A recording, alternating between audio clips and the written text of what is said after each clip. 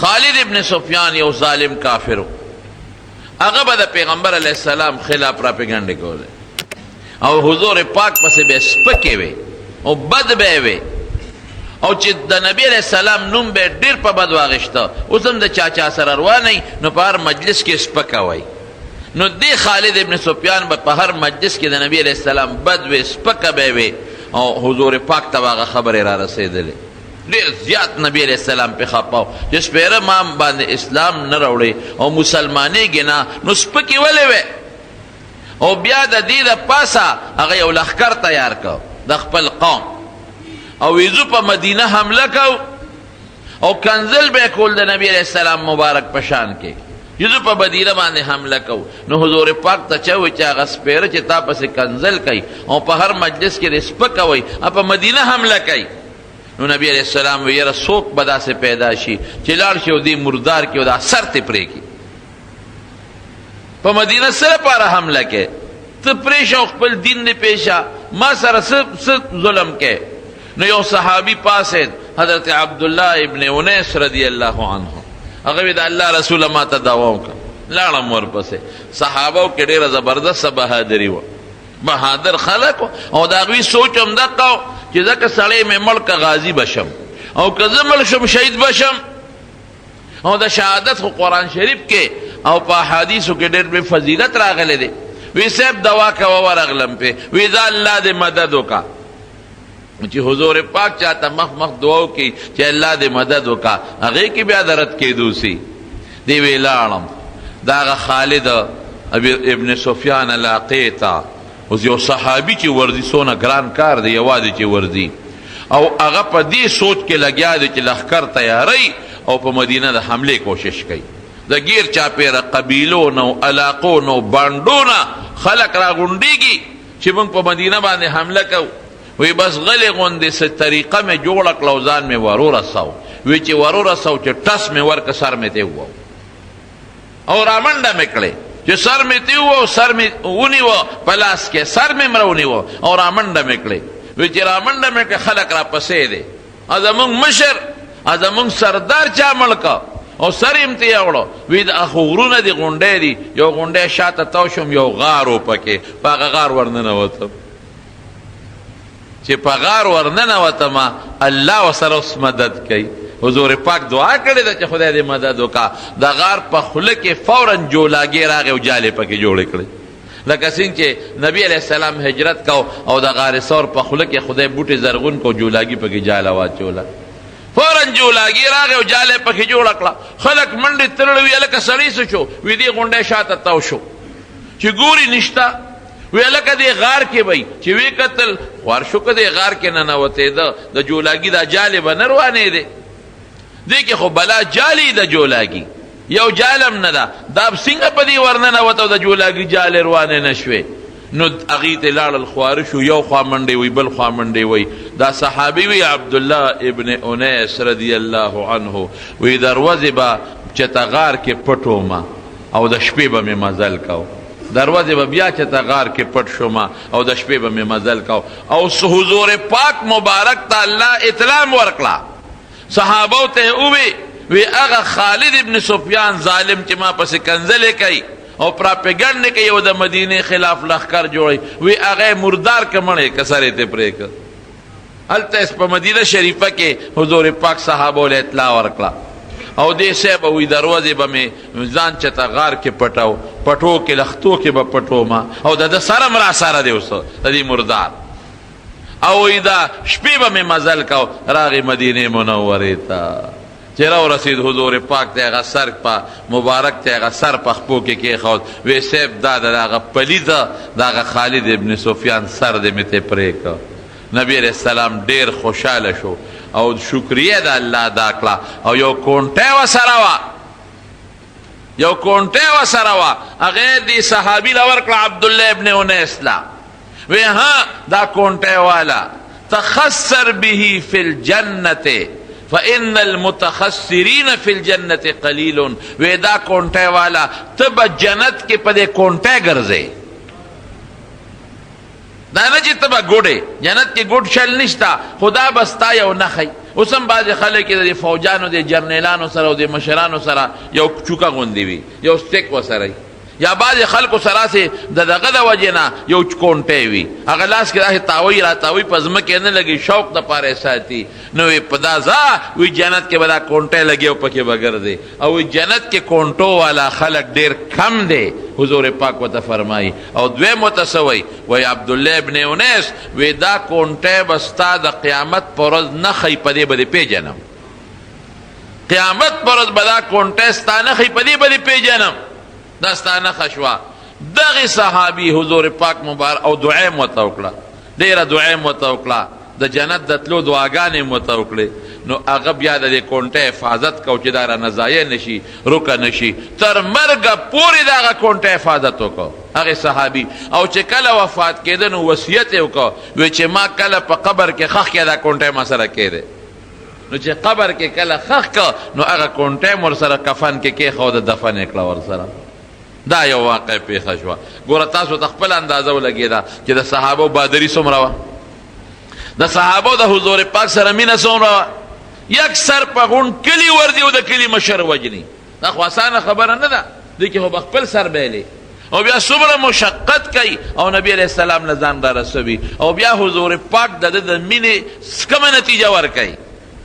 کونټۍ د حضور پاک چاله چې حضور پاک کوم شی ورکړی دی هغه به پې فخر کو، وی دا مال د دواړو جهان مبارک سردار ده، دا نیزه مال هغه را کړې ده، دا توره مال هغه را کړې ده، دا جام مال حضور پاک مبارک را کړی دی. صحابه به پې فخر کو چې دا د رسول الله مبارک نښه ده. اوس چې چاله یو سړی په تحفه کې یو شی ورکي، پلار ورکي، استاد ورکي، یو پیر ورکي، یو نیک سړی ورکي، هغه ځان سره تحفه ساتي که نه ساتي، فخر پې کوي که نه کوي؟ نو چې د دواړو جهانو مبارک سردار یو شی چاله ورکي په هغې به څونه فخر کوي. نو یو دا واقع پیښه شو په 4مه هجری کې. بله یو په محرم کې بله یو واقع پیښه شوه په 4مه هجری کې د سفر په میاشته کې. هغه داسې وه چې مدینې منورې ته څه بعضې ظالمان رالل، او چې څنګه رالل نو د ظاهر کې خپل اسلام ښکاره که او حضور پاک مبارک ته موږ مسلمانان یو. عدل او قاره د دې خلکو رجیع دا گیر چاپیرا د مکې او د مدینې په منځ کې بعضې خلک اوسېدل، قبایلي خلک و بدماشان، اجرتي قاتلان، دا ځای په ځای خوارو او غله ډاکوانو چې قافلې بتلې دوی به لوټ کولې، او چې څوک به یې ومنتل مال به یې ترې واخېسته، او چې چاته به هم د کری د قاتل ضرورت و نو به دوی له به یې پیسې ورکړې. دا به ورسره 100 کسان لاړل او جنګونه د بل دپاره به په کری جنګونه کول، په پیسو به جنګونه کول.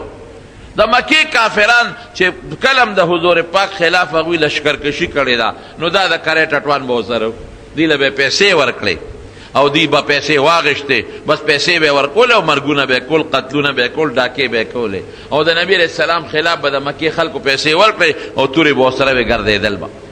نو دا خلک چې دی دا قبایل دوی صلاح وکړه، د مکې خلکو ورته ووې چې په بدر کې زمونږ بعضې مشران مسلمانانو وجلي دي او په احد کې زمونږ بعضې مشران مسلمانانو وجلي دي، د هغې بدل به راله څنګه والی؟ دې سره په پیسو خبره وکړه. هغې وایي داسې کار به وکړو چې لاړ به شو او مونږ به نبي علیه السلام ته کینو، مونږ به ورته ووایو چې مونږ مسلمانان یو، او بیا به ورته ووایو چې صاحب زمونږ ټول قوم مسلمانېږي، یو څو کسان قاریان راکه عالمان چې مونږ یې بوځو زمونږ قوم ته اسلام وښیي، نو په دې بهانه به مسلمانان راوچت کو. نو چې راولو نو په تاسو به یې خرڅ کو، پیسې به راکې او تاسو به د خپلو سردارانو چې احد او بدر کې مړي د هغې بدلې به ترې والی. وی بس ډېره ښه شو. نو یو څو ظالمان لاړل مدینې منورې ته او حضور پاک ته وی صاحب مونږ مسلمانان شوي یو او زمونږ قوم هم ټول مسلمانېږي. ډېره ښه ده، حضور پاک خو په اسلام د خلکو خوشحالېده. وی صاحب زمونږ قوم ډېر دی، تا ته پته ده، او ګیر چاپېره قبایل دي او ډېر په بدعملو کې مبتلا دي. نو که تا یو څو کسان قاریان راکړل چې دا مونږ بوځو او په خپل کلي کې به یې دیره کړو نو خلکو ته به ایمان او اسلام هم وښیي، ښکلی عقیده او عمل او اخلاق به هم وښیي، ټول خلک به مسلمانان شي. او زمون قوم خو کېږي مسلمانېږي یو څو کسان راکا. نبی علیہ السلام خوشحاله شو، وی ډېره ښه ده. نو یو 10 قاریان یې ورسره ولیږل. هغه قاریان هغه زمانه کې به قراء عالمانو، 10 عالمان. هغې وی صاحب د عاصم خو پکې خامخا راکا. عاصم ابن ثابت انصاري دی چې ښکلی قاري و، اواز یې ډېر ښه شته. او ده په احد کې یو سړی سلافه یو ښځه وه، د هغې پلار یې وجلی و. هغې سلافه ورته ویلي و چې که زما د پلار دا قاتل د عاصم هم راوسته نو زه به دومره پیسې دله درکوم. نو هغې دې ځکه مطالبه وکړه، وی صاحب د دې عاصم اواز ډېر ښه شته دی او ښکلی قیرت وی، دې خو پکې خامخا راکه. حضور پاک وی ډېره ښه ده. دا 10 کسان قاریان دا نبی علیہ السلام دغه خلکو له ورکړل. وی زه هغوی ته مسلماني او دین ښایې او دعوت ته اسلام چلوې او تبلیغ د دین کوې او چې ګیر چاپېره کمې قبیلې ټول ته دین ښایې او پټ ورته حضور پاک یو بله ډیوټي مواله کړه. وی موږ له لږه جاسوسیم د مسلمانانو کوې، ځکه چې ګیر چاپېره دشمنی دي او د مکې خلکو سره دشمنی دي، نو دا جاسوسیم کوې که چېرې مکې والا خلکو بیا په مدینې د حملې اراده کوله یا بلې قبیلې کوله نو موږ ته به اطلاع را رسوې. هغې وی ښه دا 10 قاریان صاحبان د قرآن لستونکي، دا علما، د صفې خاوندان چې حضور پاک سره په صفه باندې ناستو او د رسول الله صلی الله علیه وسلم نه به دین او قرآن زده کو، دی ورسره کړل. چې لاړل هلته یو قوم بنو نحیان، دا بدماشان ما درته وختي ووې، هغوی ته خو پته وه چې په څه طریقه په دوکه به مسلمانان راولي. دا چې کم تلي ورپسې د دوی نه یو کس چې د ځان له شو بس بانه باندې، او هغه قوم ته الوي چې 10 مسلمانان هم را روان کړي دي. وی کم ځای دي؟ وی فلان کې ځای ته م را رسولی دي. وی زه ډېره ښه ده. نو 200 بدماشان ورپسې راووتل. دا صحابه خو غریبانان روان دي چې موږ خوشحاله دي چې د دغه علاقې خلک مسلمان شوی دی، موږ ورته دین ښایو، دعوت به ورته ورکو، تبلیغ به وکړو، خوشحاله دي. او هغې 200 کسان ورپسې راوچت شو. نو قدمونو نښو ته ګوري، د قدمونو نښو ته، نو د 10 کسو قدمونو خو پته لګي. وی تاسو نه کم ځای بیل شوي دی؟ یو کس ته وی دې ځای پورې ورسره زه یو ځای رالم، په دې لاره لاړل. نو هغې ورپسې روان شو. نو یو ځای کې دي کجورې خوړلې وې د صحابو، د مدینې نه ځان سره راوړې وې، د هغې ډوکې پراته وو. چې وی کتل دوی به پېژندلې کجورې او د کجورو هډوکي به یې پېژندل. هلکه وی دلته یې کجورې خوړلې دي. ښه دې ځای نه مخکې چې ته تللي دي چې څو پسې لاړل نو صحابو سره میلو شو. او صحابه 10 دي، دا 200 دي، دا بدماشان. او په دې 200 کې 100 تیرانداز دي، د غشو ویشتو والا دي. و چې صحابه ولیدل، اوهو دا خو موږ سره دوکه وشوه، موږ خو یې په دوکه راوستو، موږ ته خو یې وی چې زموږ قوم مسلمانېږي، دین به ورته ښایې، او دا خو یې راپسې بلا بدماشان لښکر راوسته. نو صحابه یو غونډی و هغې ته ترې وختل. دا 200 کافران ته ګیر چاپېره تو شو. ورته یې وی تاسو خو موږ سره دوکه وکړه. او حضرت عاصم رضی الله عنه د الله په دربار کې سوال وکړ، الله ته لاس اوچت کا، اللهم اخبر عنا رسولک، خدای خپل پیغمبر زموږ نه خبر کا. موږ خو ګیر شو، موږ سره خو وسلیم نشته، او دا 200 سره مقابله به څنګه کوو؟ اللهم اخبر عنا رسولک، اے خدایا زموږ نه خپل پیغمبر خبر کا. بس نبی علیہ السلام مبارک دقسې په جومات کې ناستو او په سترګو مخې بدل شو او سترګو نه اوښکې وبهېدلې. صحابه وی څه چل دی د الله رسوله؟ وی عاصم او د هغې ملګرو سره دوکه شو. اوس جبریل راغی ماته دوکه شو، ظلم شو او ګیر شو. اوس داسې ځای کې دي چې صحابه مدد لم نشي وررسېدی. خو مکې ته نږدې خلک دی، 100 کیلومیټر مزل دی. ستړی ستومانه خواران ګیر شو. خدایه سوچ اوس به څه کېږي؟ او غریبانان ستړي دي او غریبانان بے سپلو بے جامو دي او په جدا مقصد لاړل او ګیر شو. مسافر دی خدایه. دا سوچ چې ګیر شو، دا دعا وکړه، هغه خدای قبول کړه. حضور پاک ته خو اطلاع را ورسېدله. د کافر ورته څه وی؟ هلکه وی مونږ خو ستاسو استقبال له راغلي یو، راکوشې څه درته نه وایو، دا غي مقصد دا چې دا لس جمدي ونیسو نو په مکه باندې په کافرو خرڅ کو بلا پیسې به پې وګټو او د مکې کافر به د خپلو مشرانو په سر کې یو مړ کړي. حضرت عاصم چې دا کم مشهور هغه دی ورته څه وایي وی مونږ ستاسو استقبال له او ورته وایي استقبال له چې څوک راځي نو تورې راوړي نیزې راوړي استقبال دې ته وایي. خیر پوه شو پې ورته وی را کوزېږې به امن درکو زه اسم درته نه وایو. حضرت عاصم مرګرو ته وایي وی انی لا انزل فی عهد کافر وی زه خو د کافر امان نه قبلوم د کافر امن نه قبلوم دوکباز دی یوه دوکې را سره دا وکړه چې په دوکې راوستو اوس به مونږ ورته وایو چې مونږ له امن راکړه دویمه دوکه را سره کوي وی بس زه خو به هغې پورې جنګېږم چې تر څو مړ شم. ملګرو وی مونږ هم داسې کوو. نو جنگ شروع شو نو 9 کسان پکې شهیدان شو. یو دغه عاصم شهید شو دا چې کومې مشر او دی عاصم د خدای په دربار کې یو سوال وکړ اللهم انی احمی دینک اليوم خدای زه نن ستا د دین حفاظت کوم دا چې مرم خدای دپاره مرم که اوس مې د کفر کلمه وي غږم راته نه کوي خدای نن زه ستا د دین حفاظت کوم فحمی لحمی بعد الموت خدای زه مرګ نه پس زما د غوښو حفاظت وکړي. دی ولې وی دی ځکه وی چې هغه د چا پلار د په احد کې وجلی و سلافه هغې قسم خوړلی و سلافه بنت سعید هغې قسم خوړلی و وی د عاصم د سر په کوپړی کې به د شراب سکم تر څو چې مې د سر پرې کړي نی او د سر دا کوپړی دا جام مې کوز کړي نی او په دې کې مې شراب نیس کړی نه به صبرېږم هر څونه پیسې چې لګي خو زه به دا چل کوم. نو ځکه یې ورته وي چې دا عاصم مونږ له راوله دته پته وه نو د یو د څو وی خدایا احمی دینک اليوم زه نن ستا د دین حفاظت دپاره راوتیم فاحمی لحمی بعد خدای د مرګ نه پس زما د غوښو حفاظت وکړې زما د وجود حفاظت وکړې او یا الله زما په دې سر کې ستا قرآن پروت دی د قرآن حافظ دی قاری دی دې سر کې دې مازغو کې ستا قرآن پروت دی نو چې ستا د قرآن په جام کې خدای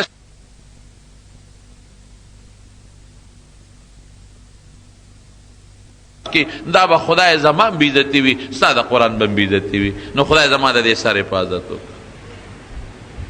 الله دعا قبول کړه صحابه دعا خدای پاک قبلی شهید شو 9 کسان خو شهیدان شو چې څنګه شهیدان شو نو او 3 کسان حضرت خبیب رضی الله عنه ابن عدی حضرت زید ابن دسنه رضی الله عنه او عبدالله ابن طارق رضی الله عنه دا 3 کسان هغوی وی زه یاره ځان سله وجنو که چېته امن یې راکړو جمدي بچ شو وجود خو ډېر خوږ دی که نه ځان نو هغوی 3 واړو ځان ورکړه چې څنګه یې ورکړه نو د عبدالله ابن طارق هغوی تړه پړی راواغېشت د لیندې مزې راواغېشته لاسونه یې وله شاته تړل او هغوی وی دا خو م دوکه وکړه ما سره تاسو خو چې امن درکو او تاسو خو اوس ما تړی وی زه در سره نه ځم جګړه جوړه شوه هغې راښکه دې نه ته هغې راښکه هغه غریب یې ملته شهید که باقي 2 کسه پاتې شو حضرت خبیب هغه هم بوته په مکه کې خرڅ که او حضرت زید ابن دسنه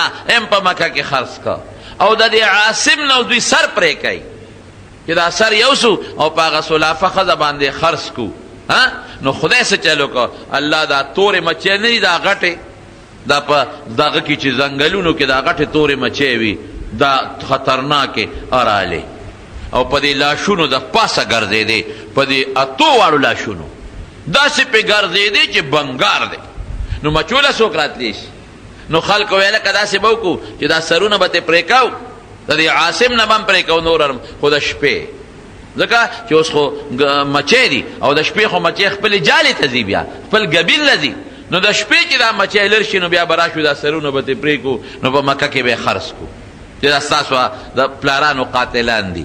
الله څه چل وکړو د ماښام نه خدای باران شروع کړو د شپې باران وشو داسې باران پروردګار وکړو داسې باران داسې شیبې باران چې د هغه لاشونه داسې غیب کړل چې تر ننه پورې پته ونه لګېده چې د هغه 8 صحابو لاشونه کوم طرف ته لاړل. دې له خدای قدرت ورنه که په دې باندې چې د مسلمانانو سرونه پرې کړي او پرې خرڅې کړي. 2 کسان چې مکې ته یې بوتل خرڅې کړل حضرت زید ابن دسنه رضی الله عنه. دا چا واغشته؟ دا د امیه بچو واغشته، صفوان ابن امیه. ځکه د امیه مردار کړی وجلی یو، هغې واغشته.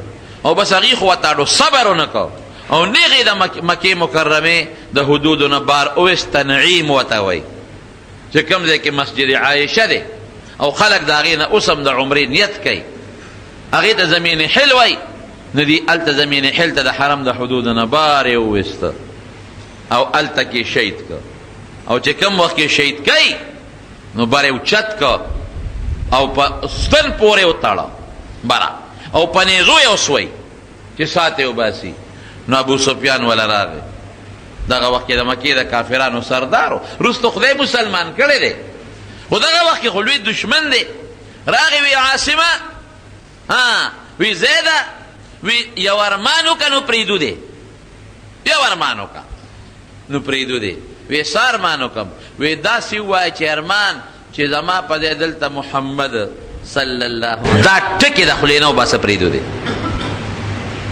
او په دې ټکي خو ستاسو دا پیغمبر دلته نه رارسي، خو ته پې خلاصېږې. ځه دقسې ووایه که زما په ځای هغه دلته تړلی و او ما د خپلو ښځو بچو سره خوشحالي تېرولی او د سکون ژوند، نو څه ښه به وه دومره ووایه. چې دی ووایي حضرت عاصم بره تړلی شوی دی او په جوش کې راغی. وی ابو سفیان څه دې ووایي؟ وی زما د قسم په خدای وي چې که زما وجود ټوکړې ټوکړې شي دا مې خوښه ده، خو که د حضور پاک خپې مبارکې ته ازغې درنه کېږي نو هم نشم برداشت کولی. یو غله ازغې ورته ننوځي هم نشم برداشت کولی، زرې ټوکړې ټوکړې شم خو چې د هغه خپې ته ازغې او غنه دننه نه شي. دا دې څه خبره وکړه؟ ابو سفیان ملګرو ته وی قسم دی که د محمد داسې ملګري ما لیدلي صلی الله علیه وسلم، داسې جان نثاران، دومره عاشقان، دومره مینې والا. په دې پوټۍ خبره د پیغمبر دلته نه راځي خو دې پې خلاصېږي. برداشت نشي کولی د خپل پیغمبر خلاف، د خپل پیغمبر خلاف یوه خبره نشي زغملی. د مارونو نن موږ څنګه کوو؟ نن کولاو زمونږ د نبي علیه السلام سپکاوی کېږي. د هغه د دین سپکاوی خو د هغه سپکاوی شو که د هغه د دین سپکاوی کېږي. د هغه په مدرسه کې خو د هغه دین ښودلی کېږي، د مدرسې سپکاوی کېږي. د هغه علما خو هم د هغه احادیث او د هغه دین خلکو ته ښیي که نه، هغه علما سپکاوی کېږي. لکه زما د زوی چې څوک سپکوي دا چا سپکه ده؟ زما سپکه ده که نه ده؟ او لږ به مخکې لاړ شم، زما شاګرد چې څوک سپکوي دا د چا سپکاوی دی؟ زما سپکاوی دی. نو دا علما خو د پیغمبر شاګردان دي، د هغه دین خلکو ته رسوي. سوچ مونږ نه دی کړی. ګورې لږ سوچ سره کار وکړئ. قاریان، حافظان، عالمان دا خو د پیغمبر وارثان دي او د پیغمبر راوړلی شوي دین خلکو ته ښایي او د پیغمبر مبارک شاګردان دي، خو د شاګرد شاګردانې دي. نو د هغه سپکه چې ده دا د چا سپکه ده؟ د حضور پاک. نو ته څنګه د حضور پاک سره مینه لرې؟ مدرسه کې خو د هغه دین ښودلی کېږي که نه؟ مدرسه کې خو ملا خپل ځان له څه شی نه دی جوړ کړی. که تنخواه لی خو غریب به بچي به څه خوري؟ خامخا به اخلي تنخواه. خو فایده خو یې دا ده چې خلکو ته د حضور پاک دین ورسي، قرآن ورسي، حدیث ورسي، شریعت ورسي، فقه ورسي. دا مقصد دی. نو ګورې یاد وساتئ پیغمبر ته یوازې کنزل کول د پیغمبر سپکه نه ده، دغه د پیغمبر سپکه ده. خو د پیغمبر وارث ته کنزل دا هم د پیغمبر سپکه ده. د پیغمبر چې کومه مدرسه کې د پیغمبر دین ښودلی کېږي هغه مدرسې سپکه ویل دا هم د پیغمبر مبارک سپکه ده. او چې د حافظان او قاریان چې ترسي دا غي سپکه ده د پیغمبر سپکه ده. مسلمان چې یې او د حضور پاک سره دی مینه، نو چې څوک د حضور پاک د دین خدمت کوي، کومه ځمکه کې د حضور پاک د دین خدمت کېږي، کوم خلک د حضور پاک وارثان دي، د هغه د مخه به د هغې خلکو قدر کوي. دا بسته ایماني زمارونو. نو هغه حضرت زید ابن دسینه غریب خوی په دې کې شهید کو. حضرت خبیب ابن عدی رضی الله عنه هغه یو چا باندې خرڅ کړی و. د حارث لور ده وروسته مسلمانه شوې ده. هغه وی مونږ په بیه واغېسته چې مونږ به یې د خپل پلار په قتل کې مړ کړو، زمونږ پلار یې وجلی. نو د حرم اشهر حرم ورته وایي، د محرم په دې کې به دوی دغه نه کو وجل نه کول. وی مونږ وی چې دا ورېږه دا میاشت ده تېره شي نو بیا به یې وجنو. نو وی مونږ کور تړلی و پړی باندې په زنځیرم په کور کې تړلی و. دا حضرت خبیب رستو بیا چې مسلمانه شوه قصې کوي وی والله ما رأینا اسیرا قط خیرا من خبیب. وی قسم دی که د خبیب نه بهترین قیدي مونږ په دې سترګو لیدلي. لقد رأیته یوما یأکل عنبا. وی یو ورځ ما ولید چې انګور یې خوړل.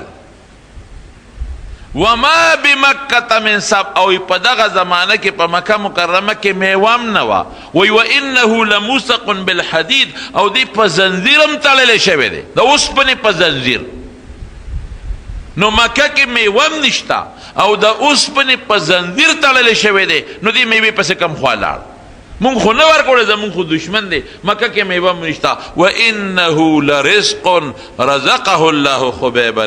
وی دا هغه روزي و چې خدای حضرت خبیب له ورکول. انګور به له خدای غونچک ورکا. بیبي مریم معشومه ده، هغې له خدای پاک وه دروازه دننه جرنده دروازه دننه روزي ورکوله که بیا نه ورکوله؟ دا هغه الله ورکوله.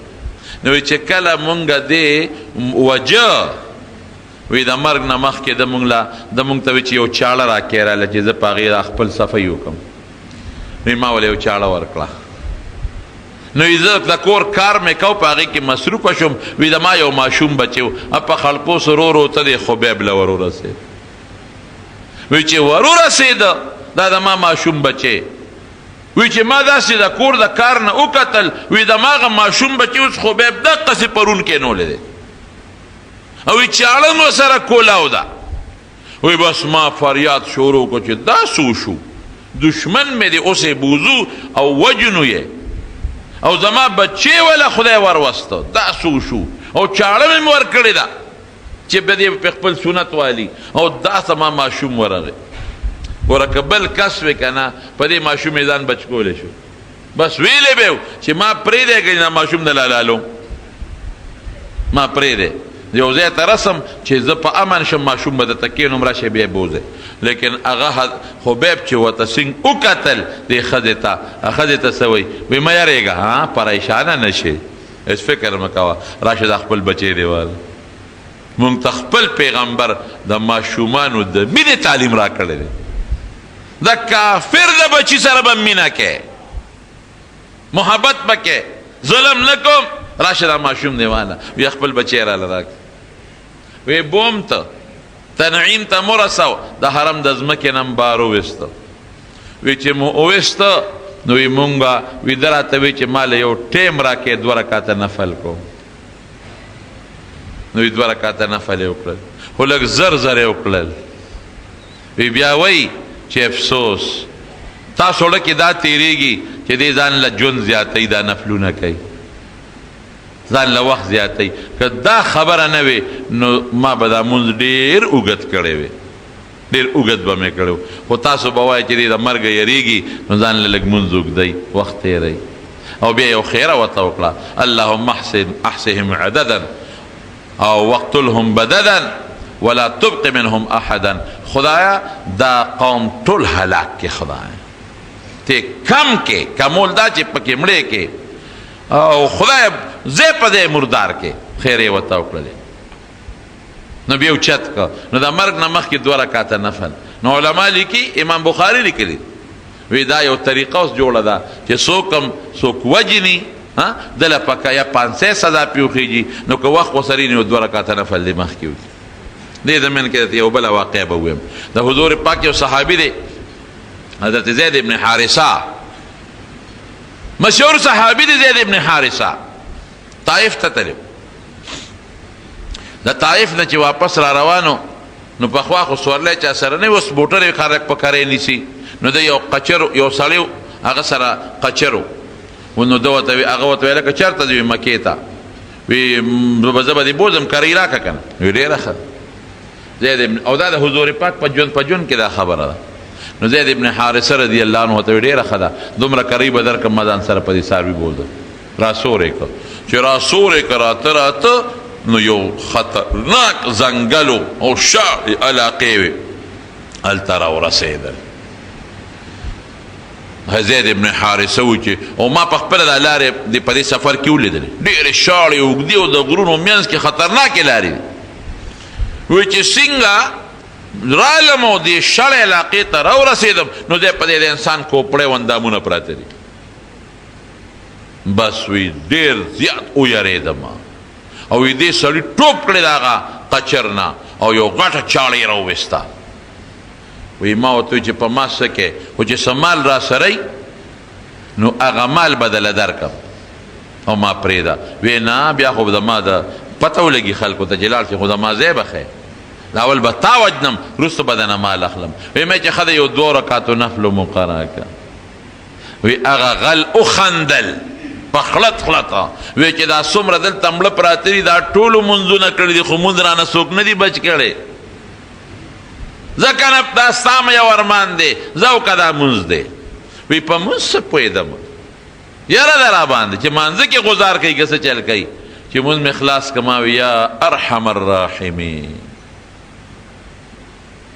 وی چې بیا ما وی یا ارحم الراحمین وی یو غیبي اواز راغی او وی دې سړي ته وی چې مه وه وی دې سړي داسې یو خوا بل خوا کتل چې د اواز د چا دی وی ما بیا وی یا ارحم الراحمین وی بیا یو غیبي اواز راغی او دې سړي ته وی چې مه واګورې وی ما چې زه مدد له خو جوړ څوک راغی او وی دې سړي چې د اواز به شو یو خوا بل خوا به یې غل کتل وی بیا ما وی یا ارحم الراحمین وی چې دریم ځل مې وی سړی یو سړی مې ولیده او سړي سره نیزه ده او د نیزې په خوله کې اور بلیږي وی چې دې سړي ولیده نو دې ورته ور مخامخ شو وی بس هغه په هغه نیزه وو وی داسې په نیزه وو چې پړ مخ یې وغورځېد او د اور شغلې ته وختې مردار شو وی زه خوشحاله شوم هغه سړی چې د غیبو نه راښکاره شو نیزې والا وی ما ورته چې ته څوک یې خدای د سره خو کا زه خو د لوی غمه بچ کړم وی ما ته یې وی چې زه د الله فرشته یم تا چې مونځ وکړه او تا اواز وکړه یا ارحم الراحمین نو زه په 9 اسمان کې وم د هغه ځای نه مې ول اواز ورکړه چې مه وه چې دوباره د ارحم یا ارحم الراحمین ووې نو زه په لومبي اسمان کې وم نو بیا مې ول اواز ورکړه چې ګورې مه کوه نو چې په 3 باره د یا ارحم الراحمین ووې نو دقه ستا خواله رسېدلم سړی به دله مړ کړ اوس یو حدیث ته ویم نبی کریم صلی الله علیه وسلم فرمای وی چې چا 3 ځله ووی یا ارحم الراحمین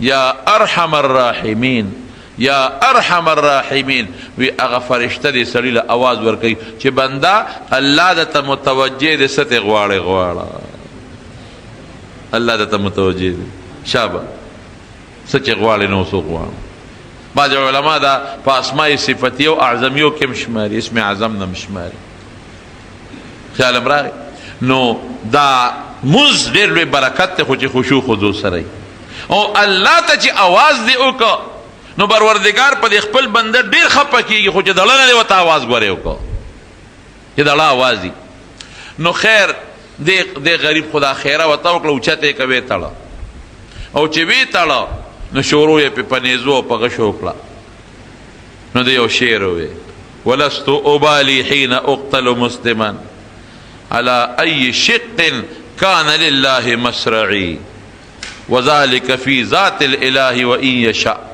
يبارك على أوصال شلو ممزعي بخاري شریف کې دا شعر شته په جلد ثانی کې وی چې د خدای لار کې مرم د الله د رضا دپاره وی هېڅ پروا مې نشته او وی که خدای وغواړي نو زما په دې ټوټې ټوټې اندامونو کې به خدای برکت او خیر واچوي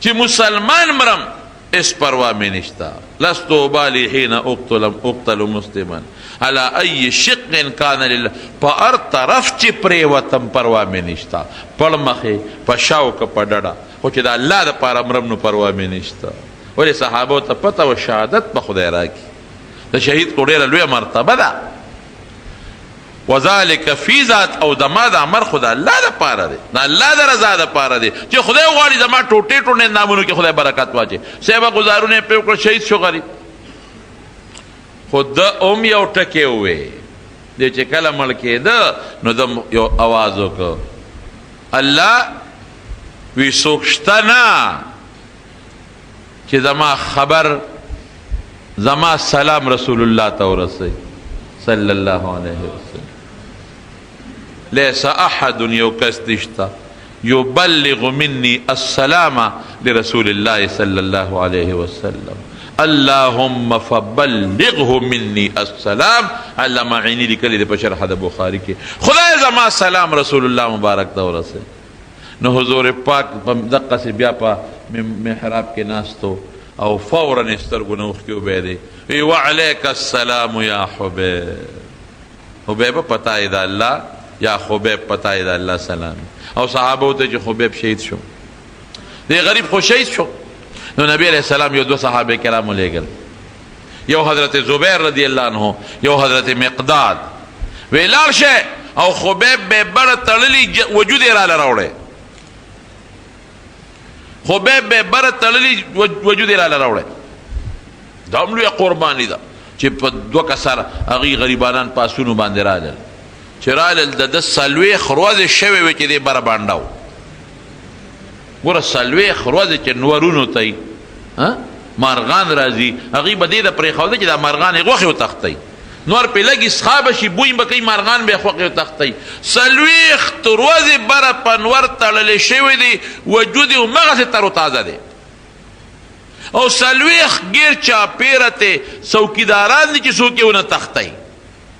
حضرت زبیر او حضرت مقداد وی چې مونږ رالو ومو کتل وی څوکیداران دي وی ما ورته ملګري ته وی راځه که وجدي مونږ دې مړه شو خو شهیدان به شو که نه خو حضور پاک وی راویست پړی د هغه خبره منو وی نیغ پې ورلو شپه ده اوسه وی وجود مو له راوسپړده تر و تازه تر او د مکې ګرمي څومره سختۍ وجود مو له راوسپړده او ځای مو وله مخکې په یو اس برابر کړی و په هغې مو وله وجود هغه لاش کېښوده او ای بس راو تختیدو رالو هغوی ویاړو دا ته نیغ نیغ کتلو مونږ یې ونه لیدو وی چې وجودم ولا راوړه وی چې سار نور ولګېد چې وی کتل هلکه سړی نشته یا لکه څه شو دا اسونو خپې موجود یا لکه تاسو خوبونه کول سړی دی نه غونډې یوړه څلوېښتو کسانو نه څنګه سړی یوړه وی راپسې شو نو زمونږ اس خو درونو ځکه لاش پې پروت و منډه یې نه شوه والې وی دوی راپسې را رسېدل وی چې راپس حافظ ابن حجر په بدایه و نهایه کې لیکلی دي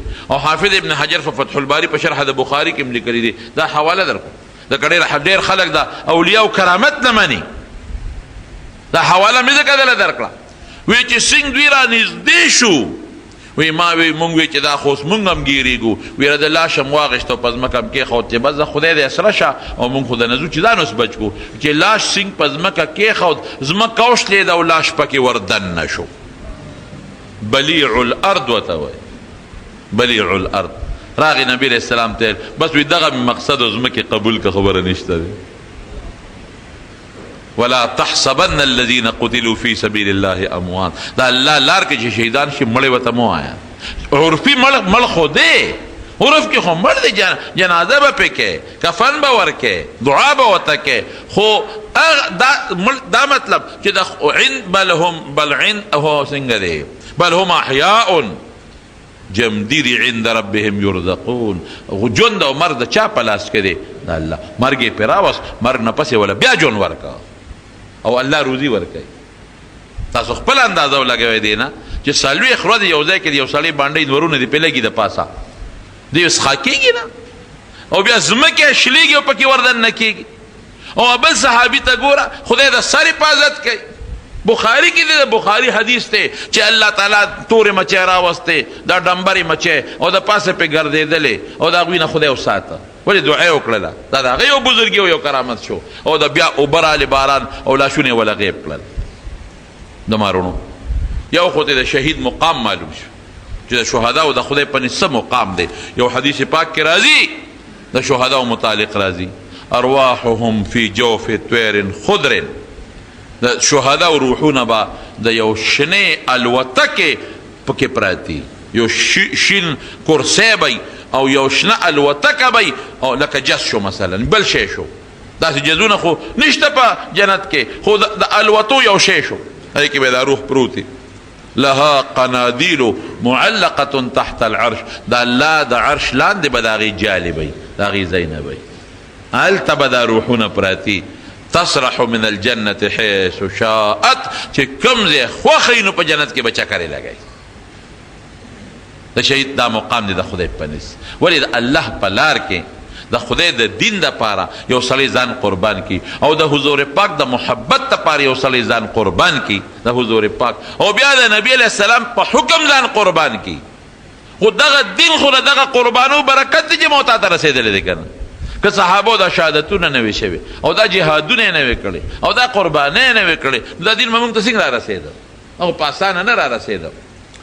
نو دا د صحابو قرباني، د دین دپاره محنت، او د صحابو لوی شان او بهادری، او د خدای د صحابو سره مینه او محبت، او د مرګ نه پس د هغې د لاشونو حفاظت، دا د دین د حقانیت نښه ده، د حضور پاک د دین د حقانیت نښه ده، د حضور پاک د حقانیت نښه ده، او د اسلام د سچایۍ نښه او د بلندۍ نښه ده، او د هغې قربانۍ دي. نو دا څو خبرې مې ستاسو خدمت کې عرض کړلې. په دغه بنیاد د حضور پاک سناسر سیرت، د هغې حالات، د هغې د صحابو او د شهادت متعلق یو څو خبرې مې.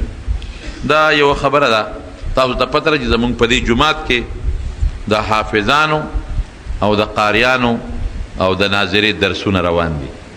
موږ دویم چت هم دې دپاره جوړ کړو چې د الله د قرآن خدمت پکې کېږي، او د الله د دین خدمت پکې کېږي. او هېڅ قسمه موږ تاسو ته پته نه وله چندې غواړو، او نه ولا د خلکو نه پیسې غواړو. تاسو ته معلومه ده دا ستاسو د جمعې په ورځ چې له 100 روپۍ راغونډېږي، په دې باندې د جومات خدمت هم کېږي او د ماشومانو خدمت هم کېږي. نو د هغې ماشومان یو څو ماشومان فارغ شوي دي، د 9 په ورځ باندې به د هغې دستاربندي وي دلته، د هغه وړو د 9 په ورځ راتلونکې 9 په ورځ باندې به د هغوی دستاربندي وي 3 بجې، د 3 بجو نه د مازدیګر د بانګه پورې، مازدیګر مانځه پورې، راتلونکې 9 ورځ 3 بجې د مازدیګر د بانګه پورې. نو تاسو خو زموږ د جمعې مقتدیان هم یې، او ستاسو روپۍ او په 2 روپۍ دا مدرسه چلیږي هم، چې تاسو کوئ. نور خو موږ نه چندې غواړو چې سوالونه وله کوو، او خدای پاک یې چلی. او تاسو خوش قسمته، تاسو هم خوش قسمته چې تاسو په دغه 2 روپۍ د خدای د قرآن دلته خدمت کېږي. او د دې محلې خلک هم خوش قسمته دی، د دې محلې خلک دا هم خوش قسمته دی چې د دې په دې محله کې، ځکه د محلې خلک هم خدمت کوي که نه، محلې خلک هم خدمت کوي، او جومات ته د محلې د خلکو دی. نو د محلې خلک هم خوش قسمته دي چې الله تعالی د هغې په ګوڼ کې، د هغې په جومات کې د قرآن شریف دغه یو لوی خدمت روان کړی دی. نو چې څومره دوستان یې د راتلونکې 9 په ورځ باندې 3 بجې انشاءالله دغه ماشومانو سره په دا خوشحالۍ کې ځان شریک کړي. چې کم د لرې ځای وي، پېښور یو ځای بل ځای خیر دی، هغوی خو تکلیف نه کوي. خو چې کم داسې د نږدې علاقې ملګري وي، نو دا هغه ماشومان دي، د قرآن خوشحالي یې ده. نو که تاسو د هغه ماشومانو بچو سره د قرآن په دې خوشحالۍ کې ځان شریک کړه، انشاءالله خدای به دله په هغې باندې اجر او ثواب درکړي، ماشومان به خوشحاله شي، او د قرآن د حالاتو نه به انشاءالله العزیز څه ناڅه خبر شي. ښه جي،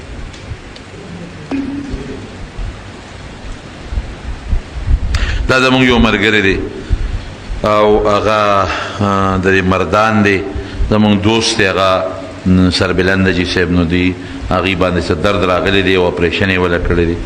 الله دې وله روغ صحت ورکړي، رب العالمین دې وله شفا ورکړي. دې څه پریشانی ده او بیماری ده، الله دې پریشانی په خوشحالۍ بدله کړي، الله دې بیمارۍ له شفا ورکړي.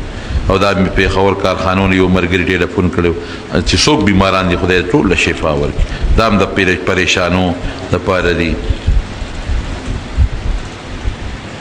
نه په لاسونو باندې د قبرونو یا په دانو باندې خاورې، دا ما چې په شریعت کې دا منع دي. ښه که زیارتونو سره اسی زیارت القبور لځای د نیکانو خلکو قبرونو له تلل، یا زیارت القبور له تلل ثابت دي، او دعا ورته کوئ، نفل کوئ، او د قبرونو خاورې یا کاڼي په ځان مږل، او دا په شریعت کې بالکل منع دي. هغه کار به کوو چې موږ ته کوم رسول الله مبارک ویلي، خپل سوچونه منع کړو. دعا وکړئ رب العالمین، خدای ته دغه صحابه کرامو چې د دین لپاره کومې قربانۍ ورکړې دي، خدای دغه دین له کامیابي ورکړي، کامراني وله ورکړي، او ته دا دین خور کې، او خدای د دې دین حفاظت وکړي. الہ العالمین مونږ دغه صحابه په نقش قدم باندې روان کې د حضور پاک تابعداري مناسبه کې د شیطان او د ګناه نه پروردگار او د هغې د اسبابو نه وساتئ. الله په زړه کې د دین مینه محبت واچئ. څوک چې مریضان دي ته وله شفا ورکړي. دغه رور چې دا اپریشن د مثانې یې کړی دی هغه ته هم دعا کوئ چې خدای وله شفا ورکړي، روغ صحت وله خدای پاک ورکړي. نور که بیماران دي په کورونو هسپتالونو کې الله ټول له صحتونه ورکړي. څوک په پریشانو کې مبتلي خدای پریشانۍ وله په خوشحالو بدلې کې. که څوک قرضداري قرضونه اخلاص کې پروردگار زموږ د دواړو جهانو خیر نصیب کې. بچي مو نیکمله صالحان لوی کې او د لوفرو نه وساتئ. په خپلو مقصدونو کې کامیاب کې. مشران او مردگان هم خدای مغفرت نصیب کې. حاضر جمع کې څومره مسلمانان دوستان دي تی د خیر او د برکت زندگی نصیبه کې. د کاروباري رونو په کاروبار کې برکت واچئ.